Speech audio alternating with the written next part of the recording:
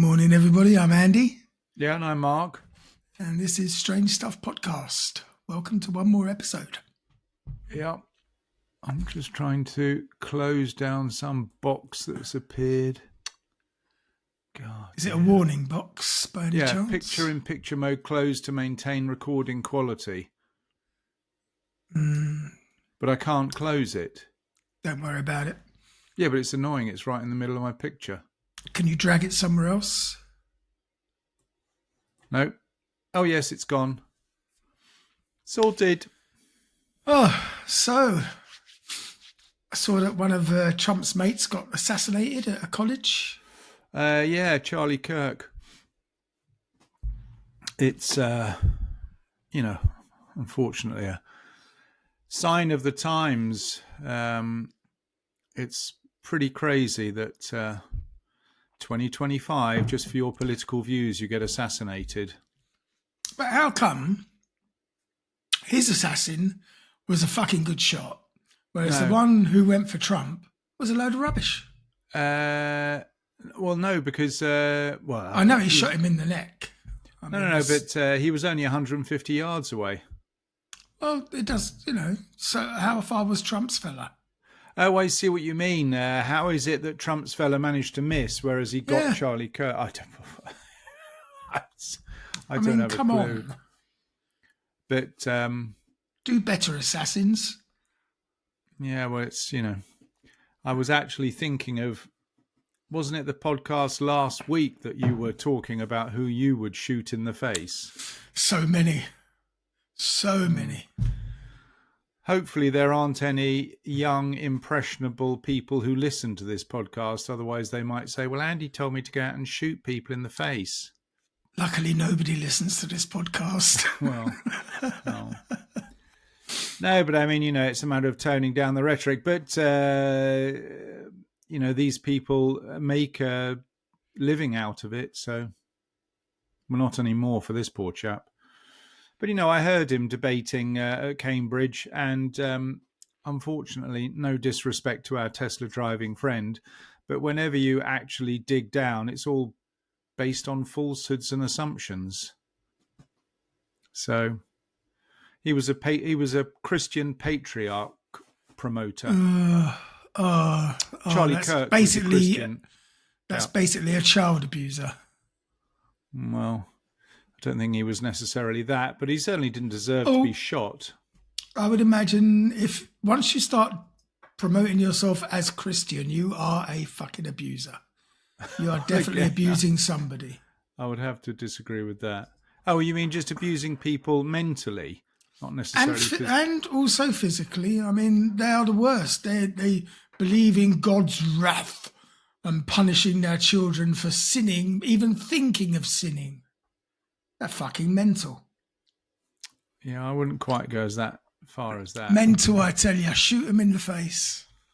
Oh, yeah, they already did. Oops. Anyway. I think you see yourself as, who was that idiot InfoWars fellow? I have no idea, but he sounds like a great guy. No, exactly that. You obviously try and emulate that style of conversation and opinion. And he ended up, I say he ended up bankrupt. Technically, he ended up bankrupt, but of course... Didn't they fine him like $40 billion trillion? I think they fined him $1 billion. They can try that with me. I mean, Yes, it's not going to change my life much. I was going to say, you don't have anything to lose other than your freedom. You could be put in prison. By whom? The Swedish government? It's a good point, actually. I wonder who would put you in prison. Because the American authorities have no jurisdiction in Sweden. I don't even know, is there such a thing as freedom of speech in Sweden? I don't think there's a written thing. I think it's just an accepted common law type thing. But having said that, of course, if people actually took what you say with even a grain of seriousness, then you would be done for inciting violence, which is illegal in any country. I mean, that's what was so ridiculous about that Leslie Connolly woman who was held up by the Reform Party as some sort of heroine. She was actually put on stage at the Reform Party conference. And she was nothing to do with freedom of speech. She was inciting violence against people, and she admitted it and pleaded guilty in court. And yet, in spite of that, the Reform Party hold her up as a heroine of free speech. Nothing to do with free speech. It's just you have to take responsibility for what you say. That's the problem. This is far too serious for our podcast. Especially for 8:30 in the morning. It is 8:30 in the morning. With you wearing that ridiculous shirt. I'm guessing that we're the only ones who are actually listening to this at 8:30 in the morning. Oh, well, yes, you're right. What prompted you to buy? So, did you buy it online? And I don't know, you misunderstood the picture or something. How dare you? Don't you fucking oppress me, sister. Actually, in different circumstances, because they're poppies, aren't they? Yeah. Tribute to the opium. Oh, I see. In different circumstances, it might, I mean, you know, if you were in Hawaii, it would be perfectly acceptable. But sitting in Shaleftio with your gaming chair that actually matches your shirt. Oh, my God. Well, we're having Hawaii weather. Wearing. We're having Hawaii weather. We're 20 degrees at the moment. Yeah, well, it's been like that all week here as well. But something's happening. Oh, no, it's not up by you because have you seen the flooding in, Sundsvall between me and you? Mm-hmm. A little bit close to me. It's been absolutely dreadful. I mean, the rain is incessant and they've had floods, dumping sewage into the sea and things. Well, that's daily things. Talking of sewage into the sea, this is a little segue. Raw sewage into the Thames, which has been going on for fucking donkeys. Yes, hundreds of years. They're actually investing in it now. Thames Water? No, it's a private company. I think there's $5 billion making a super sewer that's going to basically clean up the Thames and take away all that. Because what happened a couple of days ago was they found the skeleton of a man while they were doing the works. Is this a joke? No, it's absolutely true. It's a story that caught my eye. It's believed to date back 500 years, and he was found face down in the mud by London's River Thames. And what's remarkable about this particular discovery is that the skeleton was found wearing thigh-high leather boots that are nearly fully intact. I wonder how old the skeleton was. About 500 years. Oh, what? Thigh-high leather boots? Yes. Ridiculous. Now, it was found in Bermondsey in South London by archaeologists who are working on the city's new super sewer, £5.4 billion project, which is intended to capture, store and transfer raw sewage and rainwater that's currently flooding the River Thames. All right. The discovery of this leather boot-clad skeleton has prompted archaeologists to investigate the site further, of course, before moving forward with the super sewer construction. So, once again, work has stopped. Yeah. According to Mola Headland, which is the firm in charge of the construction project, leather was a highly coveted material during the Tudor times in England. And they believe it would be highly unlikely for a corpse to be buried with such a valuable item. They would instead be passed on to somebody else. Right. Why was leather a valuable commodity? There were loads of cows in England in those days. I guess the tanning process and the cobbling was expensive. Maybe. So are you suggesting that he was kinky boots, or are you suggesting he was a sophisticated fisherman wearing leather waders? Not necessarily. But the thing is, because it was such a valuable item, this indicated that the man's death was probably an accident. What? Company also stated that during the 15th and 16th centuries, the banks of the River Thames were probably not the safest place to hang around. So the man might have been a fisherman, a mudlark. I don't know what that is. I think a mudlark is someone who does shenanigans and lollygags. Are you sure they're not just looking for treasure in the mud? That's probably what a mudlark is, looking But that for wouldn't tally any with the valuable expensive items. leather boots. Or perhaps a sailor. Yeah, but that's exactly my point. If he was a fisherman, a sailor, or a mudlark, the expensive boots don't really make a lot of sense. But leather can be very well preserved in clay and mud, especially if it's found in a ditch that would have been full of water or near the riverfront, says Beth Richardson, who is a finds specialist for the Molar Archaeological Team. It's therefore not surprising that the leather has managed to stay intact throughout the centuries. What's most interesting for Richardson is the shape and style of the boot. Ooh. She explains that boots this high were highly unusual during the time that the man lived. How high were the heels? Well, were they stilettos is the question. Usually people wore shoes or ankle boots. High boots were just not very common throughout medieval times, except in the bedroom probably. Your bedroom, And actually during Tudor times in the 17th century as well. If you look at pictures or illuminated manuscripts or portraits, very few people are wearing boots.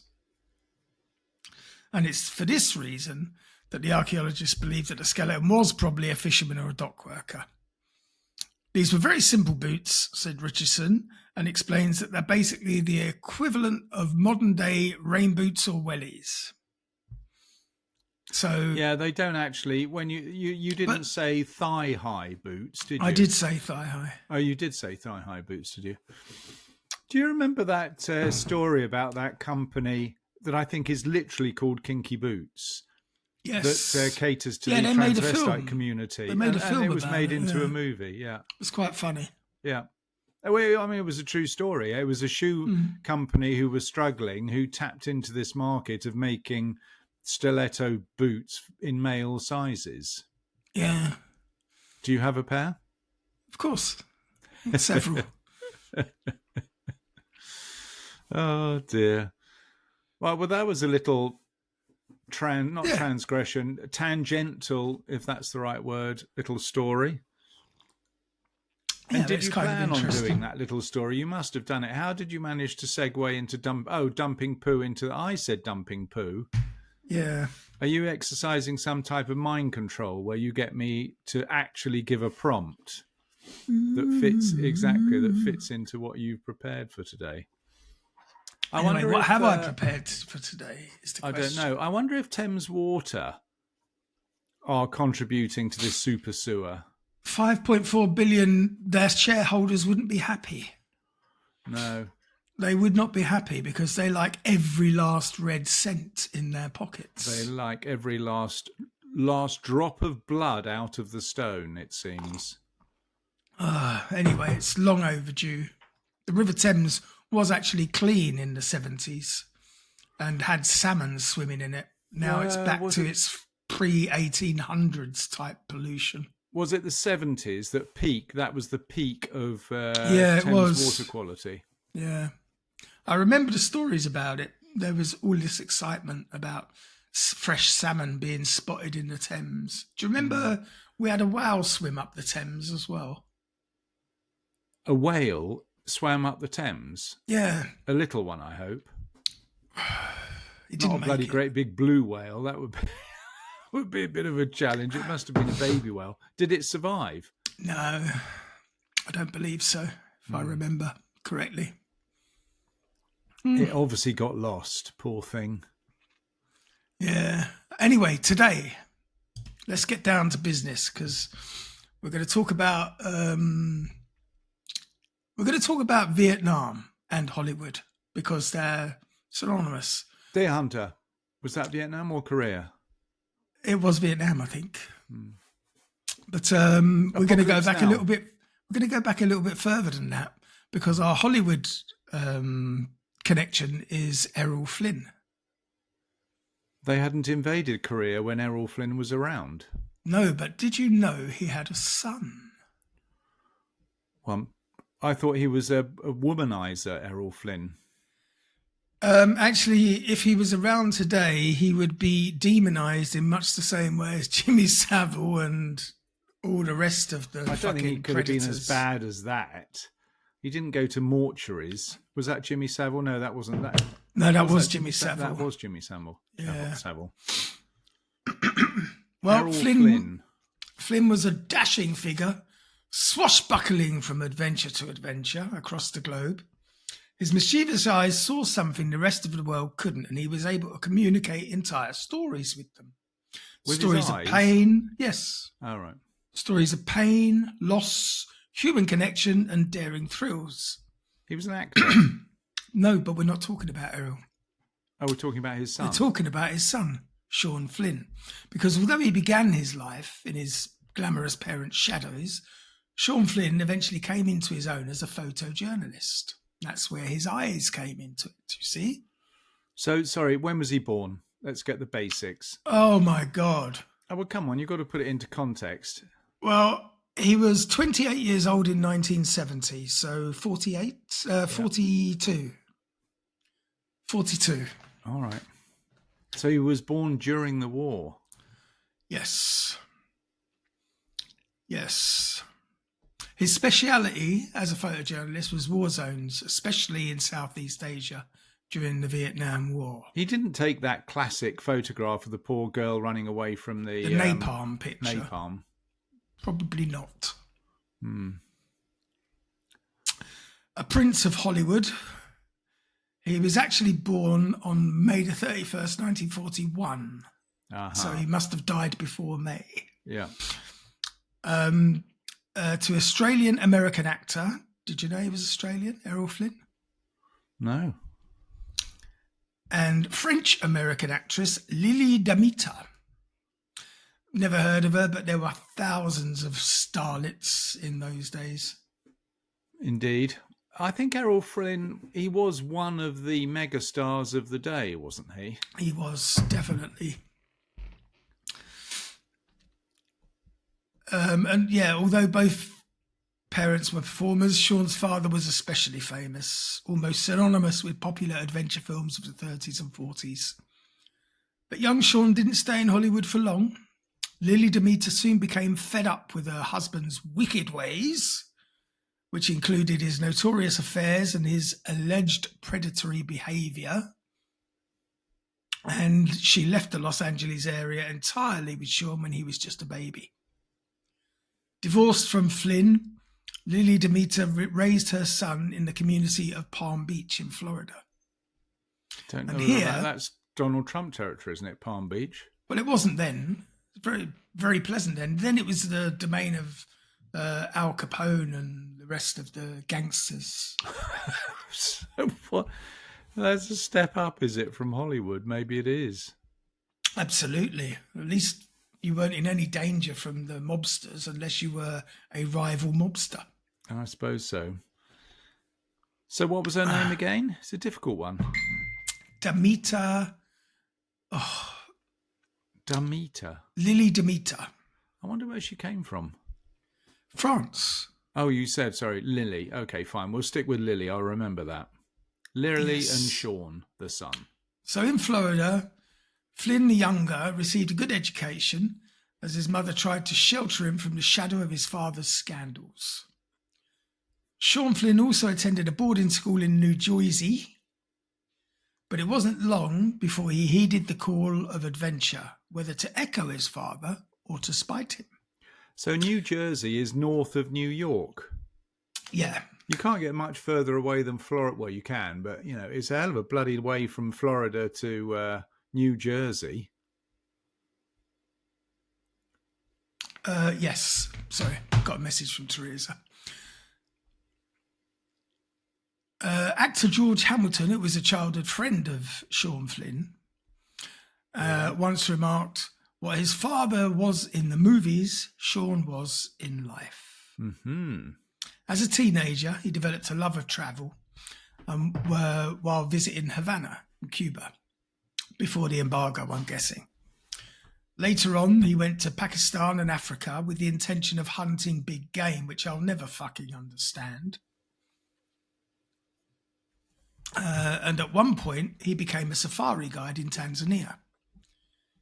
In a more transparent attempt to mirror his father, he briefly pursued a career as an actor in the 60s.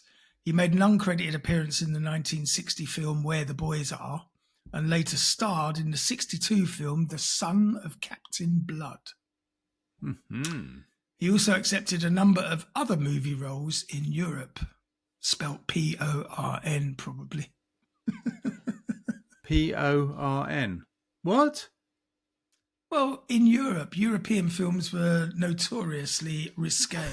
Don't be ridiculous. I've said it. Sue me. So in the 60s, if you were part of the European film set, you were basically doing porn. Yes. It wouldn't be classed as porn today, but, European films were essentially a lot more risque. Hollywood didn't show a tit until the fucking 90s. Don't be ridiculous. Don't be absurd. I'm telling you. What was that film with that poor woman, Deep Throat? That wasn't in the 90s. That was in the 60s.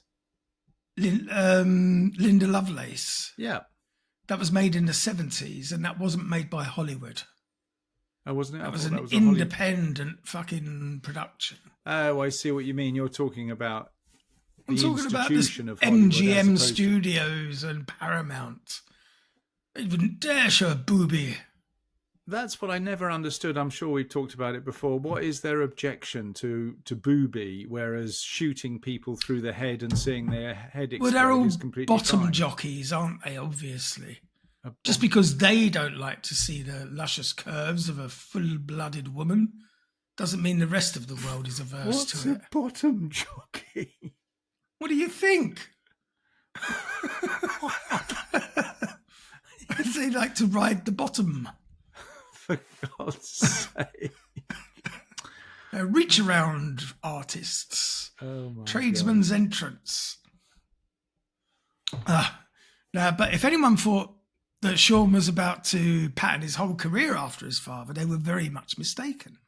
In one letter to his mother, he declared in his best English accent, "If father and MGM want me to do a picture, they can all go to hell." Oh, so Errol was still around at this stage? Yes. Clearly. Yeah, but I mean, they were divorced. Bear in mind, she left him when he was a baby. Yeah, but you might have had contact with him as a dad. His old man was probably trying to throw him a bone with a couple of bit parts in films and stuff. He was soon to discover his true calling in life, and it was far more dangerous than any adventure movie plot. Have you found your calling in life, Andy? I'm still looking. Me too. I haven't given up hope. No, good. But the flame is flickering more dimly. Oh, dear. So he decided to become a wartime photojournalist, taking pictures for publications like Time and Paris Match. But he started with covering the Arab-Israeli conflict in 1967, but he completed his most famous work during the Vietnam War.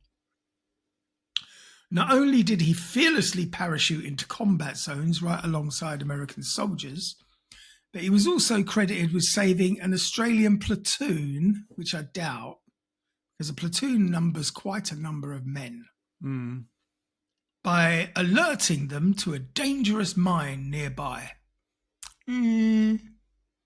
Watch out, there's a mine over there. Thanks, mate, you saved us.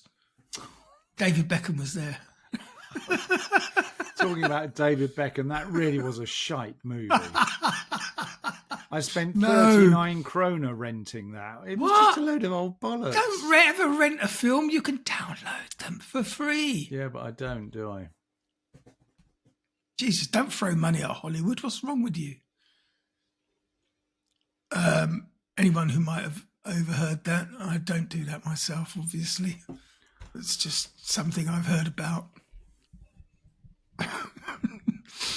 So anyway, Flynn became more and more addicted to the danger. He famously documented a Viet Cong suspect being hung upside down for interrogation. Well done. That's the way to torture them. And he reported seeing... Who's them? I'm just... unless you missed that, that was a dig at the American soldiers. Oh, I see what you mean. No, I did miss it. Yeah.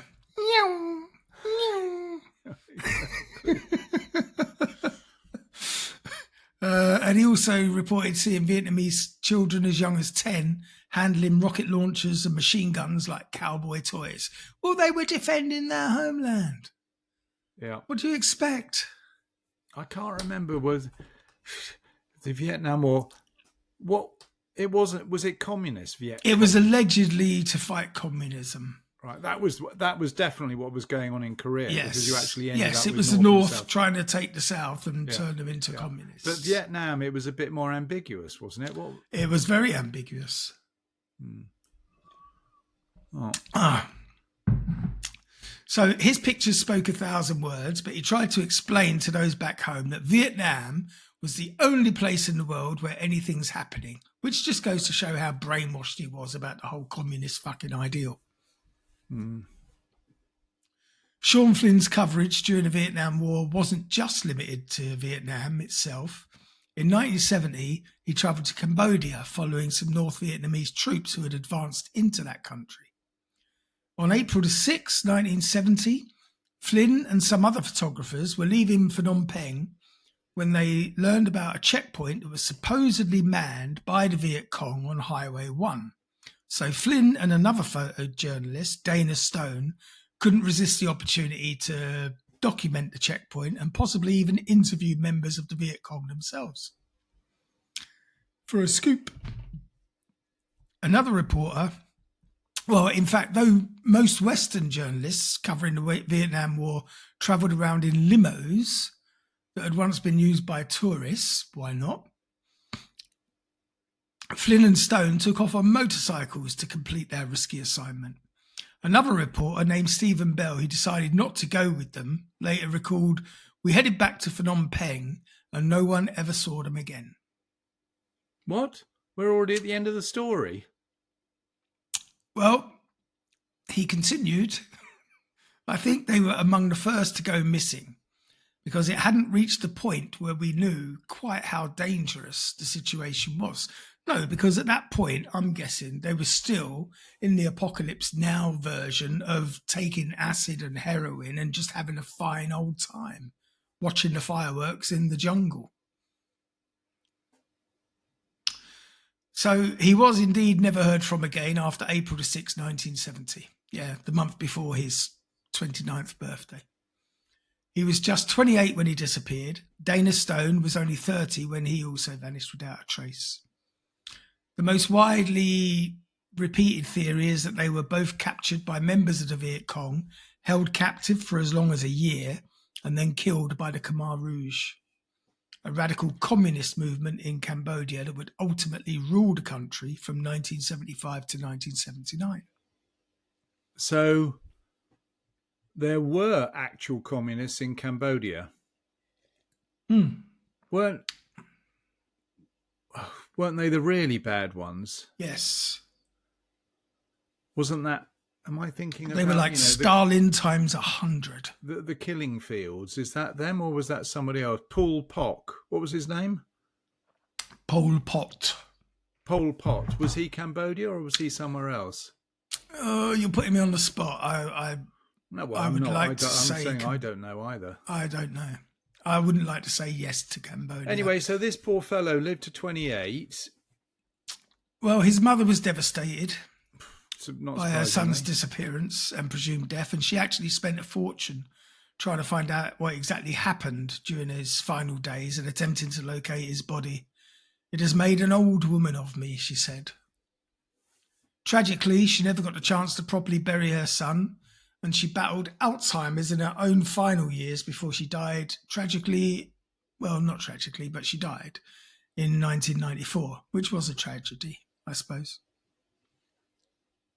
Although he wasn't yet 30 when he vanished, he left an unforgettable mark on history by capturing one of the 20th century's most infamous conflicts and bringing it home despite facing danger before his demise.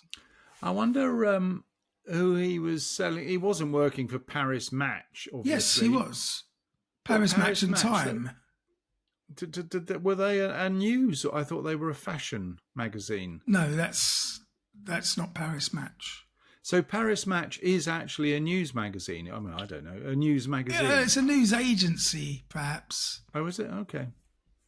All right. That then distributes. Because in those days, in the 70s, obviously, I mean, you know, when people today, I mean, you know, people who aren't as old as us, when they think of photography, all they think about is a storage chip. iPhone.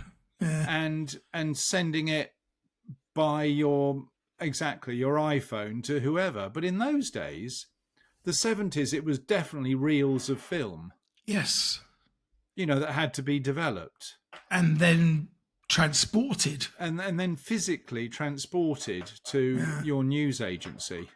Yeah, I mean, I remember, like, in the old days, every Sunday, I used to get my brownie, take a picture of my mum's Sunday lunch, send it off to the chemist. When it came back, I used to run around to my mates' houses to show them what I had for lunch. Nowadays, you just take a picture and snap it out on Instagram. But funnily enough, that's exactly what I do. See, and you know, you would never dream of using film to take a picture of a plate of food. So why would you take a picture of a plate of food now? Only because my family... Who the fuck do you think wants to see it? No, but my family is food interested. So if I do an interesting meal, I do send it to them. That's completely reasonable. You're part of the problem. It's not a problem. Sending food photographs is not a problem. It's a problem. I don't want my phone to go ding because someone's having bangers and mash. Yeah, but I wouldn't send it of bangers and mash. If I had it, you know, lobster tails flambéed in a jus of quail, then I might send it to you. Why? Just so I could mock you mercilessly in the next episode. First of all, you're probably responsible for the 278 species of animal that went extinct this year. I don't think many of them are edible. It would Not be anymore. Good to check. Not anymore, because you can't get hold of them. Did you know, like, in about 500 years' time, when archaeologists, if we still exist, digging up the remains of our civilization, do you know what they're going to find? I don't know. Lots of... Predominantly... When they're digging up skeletons, you mean? Fucking chicken bones. That's our legacy. Is that what? Chicken bones. Chicken bones. We going to be thinking... factory farm 33 billion chickens on this planet. So most of the bones go to landfills where they tend to survive. So, yeah, the biggest fossil that's going to be available in the future is going to be fucking chicken bones. Sorry, yeah, but 33 billion are what? We have created... We have 33 billion now, but remember that they're slaughtered quite young. So we constantly have 33 billion chickling on this planet. It's difficult to get your head around that. So hang on a second. No, it can't. Well, actually, yes. No, you're right. 33, yes. how many? That's only like 7 chickens each a year. I was going to say, there are actually 8 billion people around. So if the life cycle of a chicken is 3 months, is it 3 months? 3 months to... It depends whether you... It depends whether you... Well, call it 6 months. So that's only 15 billion. So that's only 2 chickens each. Yes, like not a lot. I eat definitely more than 2 chickens a year. Oh, if there was a KFC nearby, I'd be on 365 of the suckers. Yeah, but you know you can do KFC in your warm air fryer dryer. No. Well, you can. No. Chicken clubs are the easiest and best results from an air fryer. Yeah, but that's not Kentucky Fried. Yeah, but you just need to practice emulating the spice mix. The top secret recipe that no one has ever I'll tell you what. If you just, I don't know why we're talking about chicken. If you I'm getting hungry now. go into Ika and buy their chicken and steak spice mix, it's an expensive one. It comes in a mill. Mm-hmm. And you use a little bit of rapeseed oil, a lot of that chicken and steak mix, and just a touch of some flour, obviously, a touch of soy, and you can either use potato flour or corn flour, and you put it in a plastic bag, and then shake the drumsticks into it. You put it in an air fryer in the big section so there's air around it, and 12 minutes later at 180, 190 degrees, you have absolutely fantastic drumsticks. I might try that later. No, seriously, that's good. I'm not saying it's as good, because I think, is KFC, do they do batter? Kind of. I don't think it is a batter, is it? It kind of is. It's a crispy coating anyway. If you like KFC, you should learn how to do it. Anyway, what got us onto... here's a question for you, talking about Errol Flynn and Sean Flynn. What do you think the chances are that there will be a human population of a meaningful size in 500 years? Yeah. I kind of hope there won't. But I hope to give us a fresh start. Yeah, but I hope for the right reasons. I hope that there's not a population of 500,000 elite who've managed to wipe out the rest of us. But I do hope that we get a chance to have a do-over, because this world is shit. Do you think that the elite class, as you describe them, the billionaire, don't care about anybody else other than getting richer and richer, do you think they reckon that the working class is going to be replaced by AI and robots, and therefore they're not going to rely on They're hoping for that, because then they won't have to worry about feeding us. We're just oxygen thieves to them at the moment. I wonder if they really think that. Yes, they do. Because why do you think they're investing so much fucking money in it? There's more money being invested into AI than anything else on the planet at the moment. Because it is puzzling to me. I've said it so many times before. Why is it that people like Bezos show utter disregard and disrespect for the very people that work for him that create the wealth? Because he doesn't care about them. They are not there. I mean. But in normal circumstances, let's say robots and AI didn't exist, he's reliant on them. Yeah, but he knows that their days are numbered. Yeah, but that's what I'm saying. I wonder if they actually believe that AI and robots are going to take over the role. Yeah, they do. Of the working class, unfortunately, we're helping them realise their dream. Oh, no, absolutely. We are literally, well, I say we. I'm obviously anti it. Did I tell you where I'm going next week? Yes, you did, you fucking... death tourist. Well, no, I'm going to... Why don't you go to Auschwitz and take some selfies in front of the gas chamber as well, you fucking influencer motherfucker? It's a matter of understanding. Know your enemy, isn't that what they say? Know your enemy. Imagine visiting an Amazon warehouse to watch the proles at work. Well, no, but it's not a zoo, you know. No, but obviously the point is there aren't any people working there. Well, it's all automated. Yeah. So they're actually showing you the future of the company. Yeah. And you're paying to go and see it. Yeah. You can't lose being fucking Jeff Bezos. They're charging people to watch them employ nobody. You're right. And they're not paying any tax either. No, of course not, because why would they? It's like offshore. Here, they're not paying any. It's here that they're not paying any electricity for their distribution centres. Is that what Amazon negotiated in Sweden? Yeah, they get free power, which is the most expensive commodity that you can possibly have. I was talking to my sister the other day. I'm sure you talked to your brothers about it. England Do you know is how the much electricity most costs expensive in the world. in England? No, in the entire world, they have the highest power costs in the world. But do you know how much they are? It's just insane. I think it's 5 times more expensive than what we pay in Sweden.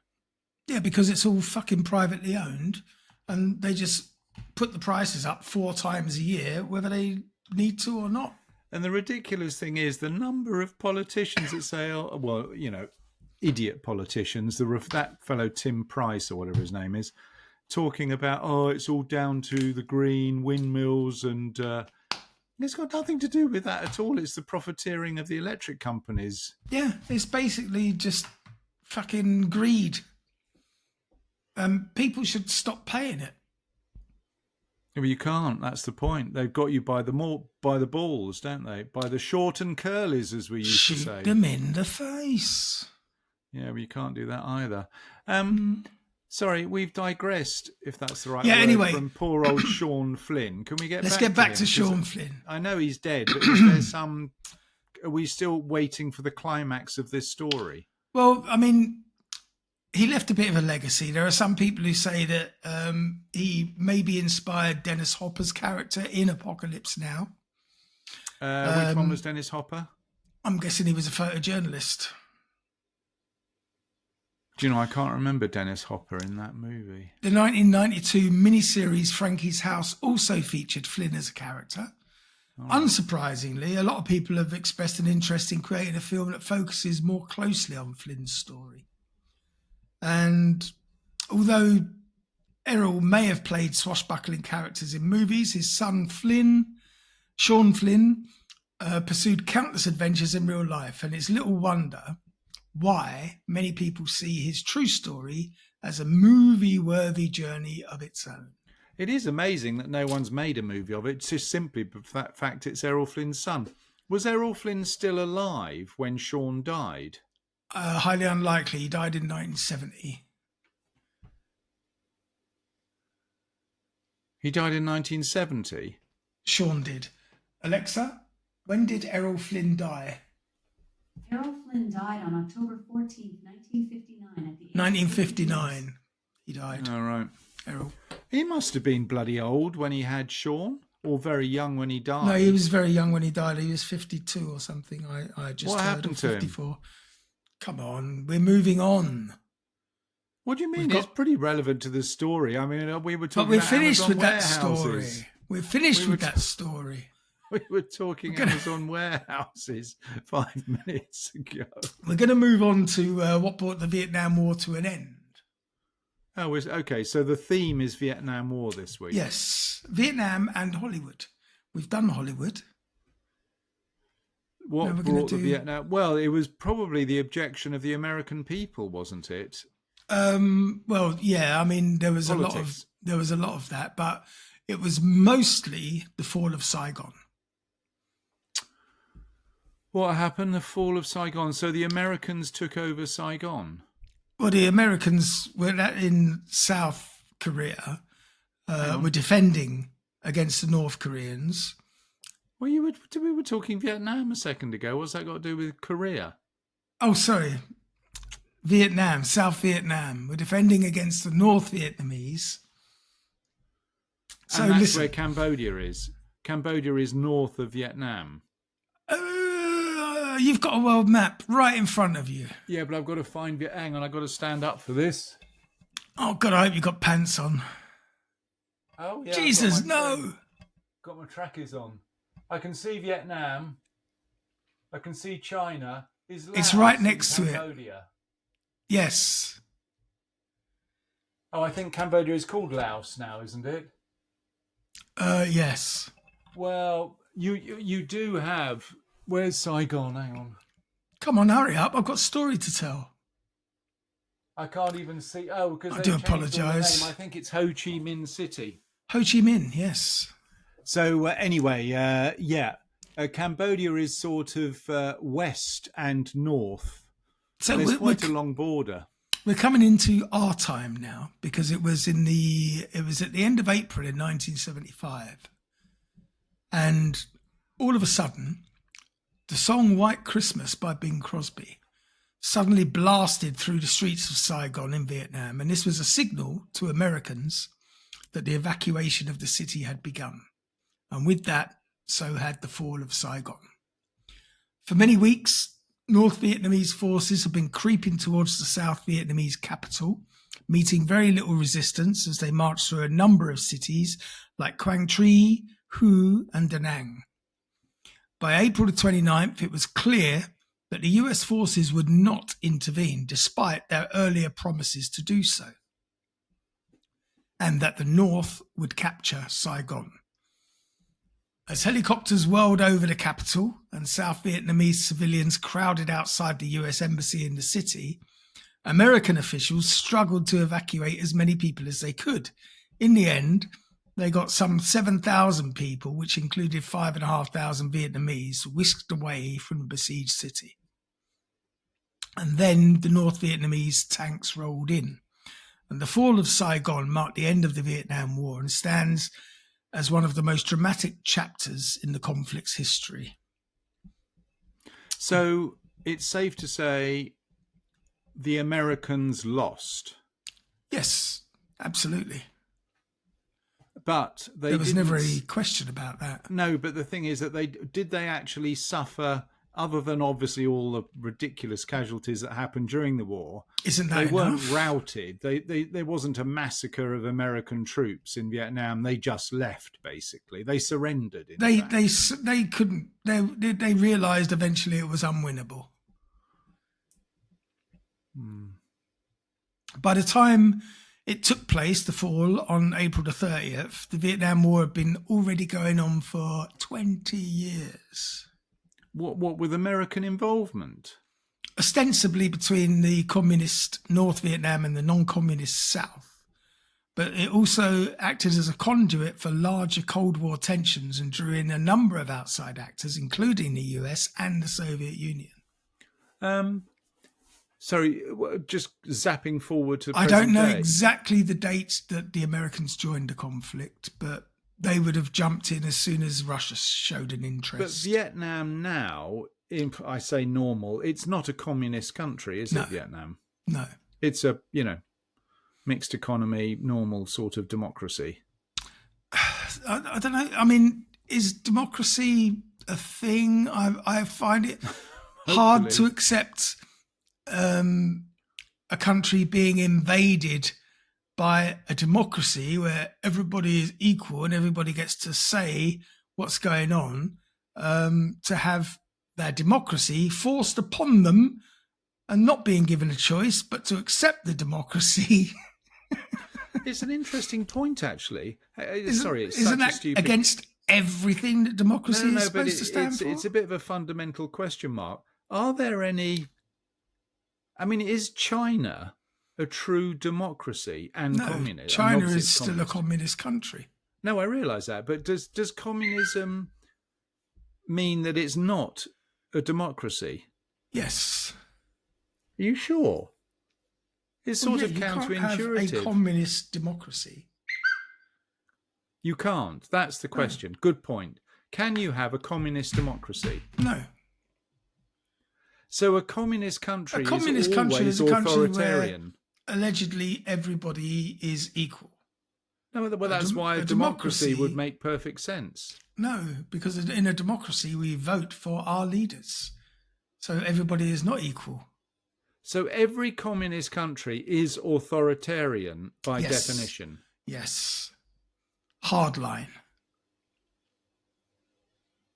It is a bit weird, isn't it, that communists claim to egalitarian society, but they don't actually get to vote who leads the society.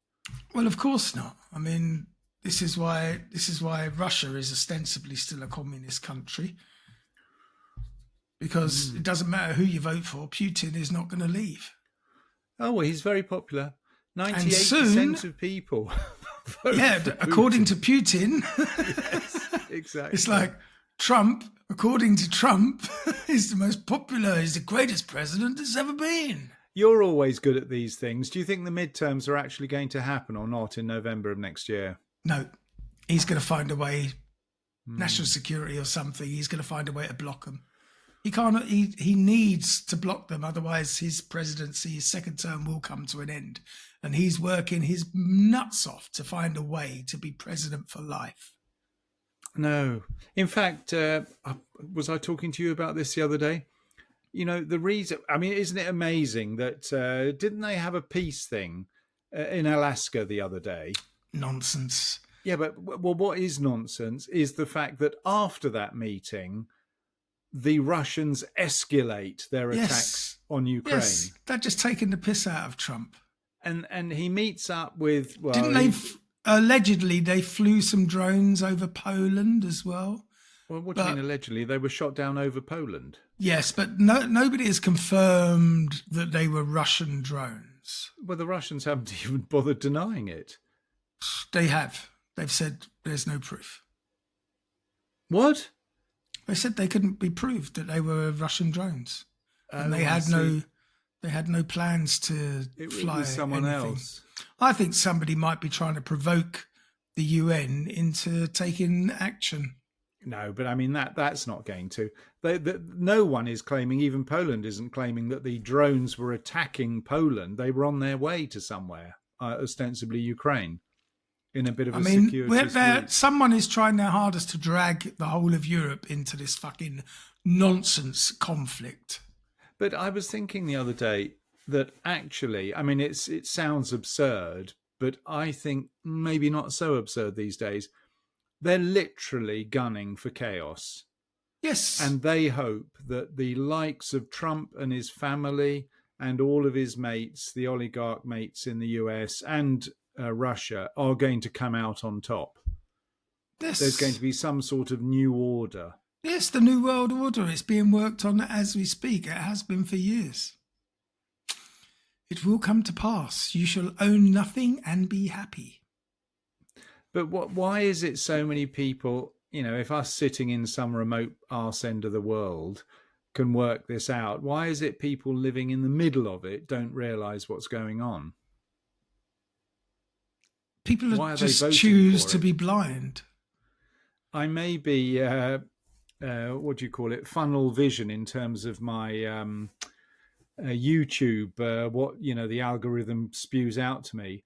But all I'm watching at the moment, or getting prompted to watch, are videos of people who voted for this fellow Trump and whose now husbands and wives are being deported, farms are going bankrupt, companies going bankrupt left, right and centre, and they're people who voted for Trump. Mm. That's what happens. No disrespect to our Tesla driving friend, but... Well, anyway, let's get back to our story. Where were we? We were talking about Vietnam and what happened. Other people joining the conflict, like the US and the Soviet Union. And although the Paris Peace Accords of 1973 had struck an uneasy peace between the two sides, resulting in a ceasefire, also the release of American prisoners of war and the withdrawal of US military forces, the truce wouldn't last. At the end of 1974, the North Vietnamese launched an offensive. Do you know what the registration letter for cars was in 1973 and 1974? Would that be the one at the end? Yeah, in those days it was at the end. In 1973, hang on, let me work this out. It might have been A. No, that was back in the 60s. Was it? 61. Because I had... 62. Oh, no, I had an X, so it would have been... Oh, that's much later. 73, 74 was M. Oh, M for Mark. I can tell you that my mum's car registration number was UGY 200M. It was a Capri 1600 GT, and my brother learnt to drive in it and basically not blew the engine, but the camshafts needed changing. I should have been able to work it out, actually, because my old man had a Vauxhall... Victor? No, I think it was a Cavalier. No, it didn't exist. Vauxhall Cavalier? No. Yeah, it did. Not in the 70s. Its registration number was VRD 242J. 1969. No, Cavaliers didn't exist. It was a Vauxhall something. A Vauxhall Viva, Firenze. I don't know. Fuck. It was Anyway, a car. sorry, carry on. Back to Vietnam. Okay, so American policymakers had promised to defend South Vietnam in such a scenario as the offensive, but the conflict had become very unpopular with the American public. And according to the National Museum of American Diplomacy, they got a whole museum for this lack of support, as well as the fallout from the Watergate scandal that we spoke about a couple of weeks ago, which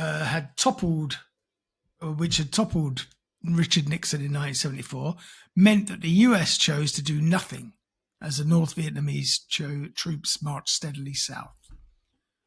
One by one, cities started to fall, and confident that the US would not intervene, the North Vietnamese forces continued on toward the South Vietnamese capital.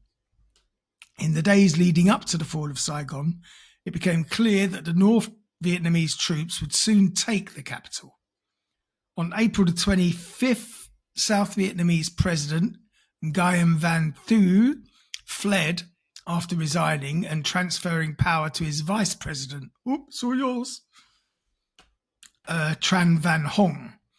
By April the 27th, North Vietnamese forces had completely encircled the capital. 2 days later, the North Vietnamese forces bombed Saigon's Tan Son Nhut air base, and the American evacuation of the city began in earnest. And because planes couldn't land, the Americans turned to helicopters to ferry out US diplomats and any other American citizens. The Bing Crosby song White Christmas was blaring across the city to alert Americans that the evacuation of Saigon had begun.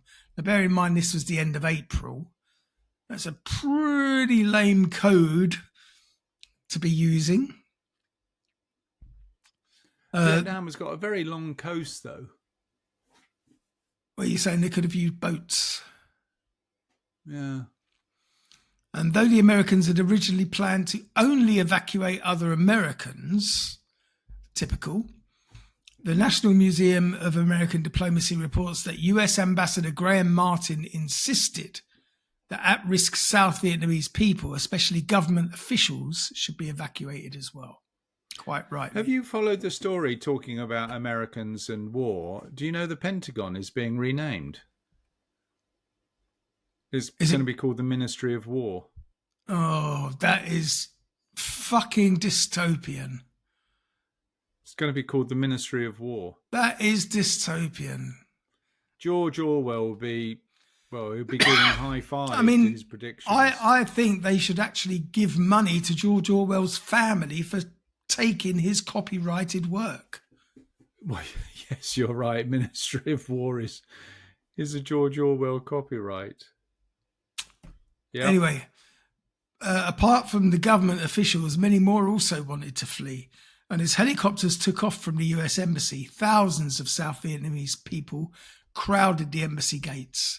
Some even tried to scale the walls, but embassy officials would only allow in those with the right credentials.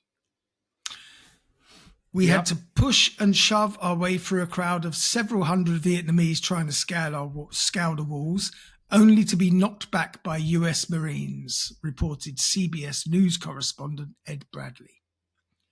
Bradley continued, once inside the compound, for the Americans and those Vietnamese who managed to get in with legal documents and the many who managed to get in without them, the rest was pretty easy. It was just a matter of waiting your turn for a helicopter to take you to one of the ships on station off the Vietnamese coast. There we go. Between April 29th and April the 30th, helicopters came and went every 10 minutes, airlifting out evacuees. In the end, as we said, some 7,000 people were evacuated, including 5,500 Vietnamese. But many more were left behind as the city swiftly surrendered. You have nothing to fear, North Vietnamese Colonel Bu Tin reassured South Vietnamese General Dang Von Minh. Between Vietnamese, there are no victors and no vanquished. Only the Americans have been beaten.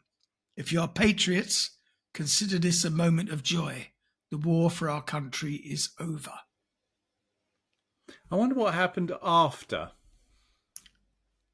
So the communist regime from the north has taken over the whole of Vietnam. I wonder what happened for the next few years. Well, I don't know if we're going to get into that, but the war was effectively over about 20 years after it had begun. And in the United States, then President Gerald Ford acknowledged as much. This chapter, he said, this action closes a chapter in the American experience, the president said. I ask all Americans to close ranks, to avoid recrimination about the past. In other words, we fucked up, but let's not talk about it. And to look ahead to the many goals we share and to work together on the great tasks that remain to be accomplished. Fucking word salad. Funny enough, I watched that movie with Sacha Baron Cohen, The Chicago 7. Yes. It's a good movie. Good film. Anyway, that brings us effectively, after exactly 1 hour, to the end of this week's episode, which I am entitling Good Morning Vietnam, for copyright reasons. Good movie. Poor old Robin Williams, not Robbie. And Robbie, poor old Robbie. Why, what's wrong with him? He's an idiot, isn't he? I don't know. I think the only thing wrong with Robbie Williams was that he was a sex addict, wasn't he? And a coke addict, and an alcoholic, and every other addict you can be. No, but I think he's sorted himself out now. I've seen him. I hate to admit I know. I remember you sad act. It wasn't my choice, but I did go. Oh, that would have been the end of the relationship for me. Although I could go, well, I didn't actually go, but do you remember I was seeing a girl who kept sending me inappropriate pictures? No, but I'd like to. Oh, you told me off because I showed you one. Oh yes, that's right. She was not a 25-year-old. No, but she had very nice boobies, which she kept sending me pictures of. Anyway, she had a thing about Steps. What do you mean Steps? The band Steps. I loosely call them a band. They are a band. They were fucking awful. They were some manufactured 5-piece. They were awful. Boy band. No, there was 2 girls and 3 boys, or 3 girls and 2 boys. They were just talentless, absolute nonsense put together by a couple of producers to manufacture cheap pop songs. And they were quite successful for a while, but they were awful. She was obsessed with them. She used to fly to England to watch reunions and all sorts. But why are we talking about this? Because I mentioned Robbie Williams. Yeah. Basically, anyone who goes to see Robbie Williams or Steps needs to sort their lives out. But you're still in touch with her, I assume? No. Ridiculous. But you have good communication with all your old girlfriends, don't you? Yes, 0. I was going to say. That's the best kind of communication. Anyway, that brings us to the end of this week's episode. We're not going to get into my personal life. Nosy bugger. You haven't got one, that's why. And hope you enjoyed our little tales of Vietnam and Hollywood. And we'll see you at the same time next week. Yes, very good. Mark won't be here. No, you're right. You're going to have to live without me for 2 episodes. I'm going to bring in a professional to take its place for a couple of weeks. So we'll probably have much better episodes for the next 2 weeks. Well, yeah, there's a risk you may never see me again. I may get usurped from my position. This could be a coup. Yeah, exactly. Yeah. Who knows? Yeah. The fall of Saigon, nobody saw that coming. Yeah, exactly. the fall of Mark, his own podcast. Et tu Brute. Yeah, exactly. Yeah. All right. Thanks for listening. We'll see you same time next week. Have yourselves a strange week and don't go invading Vietnam. No, or indeed. Korea even. No. Jerry. Bye for now.